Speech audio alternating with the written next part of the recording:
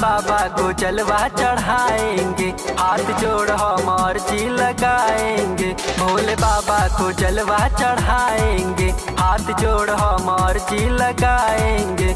Dress बनवाए हैं कावर हम सजाए, ड्रेस बनवाए हैं कावर हम सजाए। ये करट से क्यों लग रहा है? अरे भाई ये जाम क्यों है, ये कब हटेगा? हटेगा भाई हटेगा, और सुनिएगा दिमाग फेल हो जाएगा।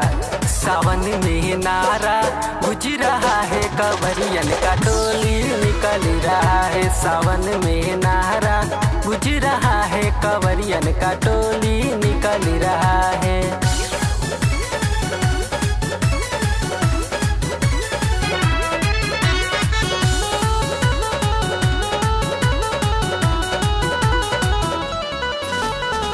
गेरुआ रंग के पेन्ही के कपड़ा जाता गौआ जवार हो।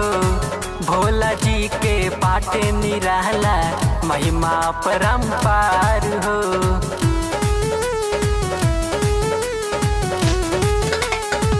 गेरुआ रंग के पेन्ही के कपड़ा जाता गौआ जवार हो।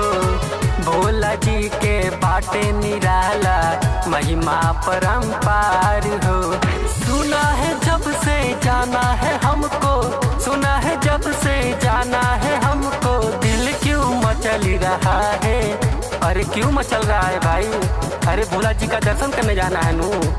तो सुनिए, सावन में नारा गुज रहा है, कवरियन का टोली निकल रहा है। सावन में नारा गुज रहा है, कवरियन का टोली निकल रहा है।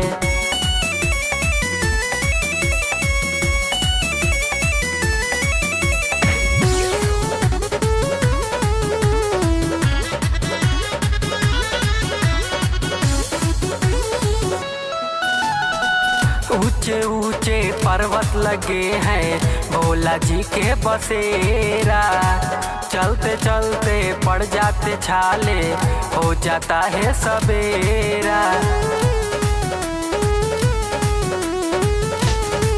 ऊंचे ऊंचे पर्वत लगे हैं भोला जी के बसेरा। चलते चलते पड़ जाते छाले, हो जाता है सवेरा। किशन मनोज के लागे है आशा, किशन अरविंद के लागल बांसरा। दर्शन कब मिल रहा है? अरे भाई दर्शन कब मिलेगा? अरे भाई मिलेगा मिलेगा। तो सुनिए, सावन में नारा गुज रहा है, कवरियन का टोली निकल रहा है। सावन में नारा गुज रहा है, कवरियन का टोली निकल रहा है।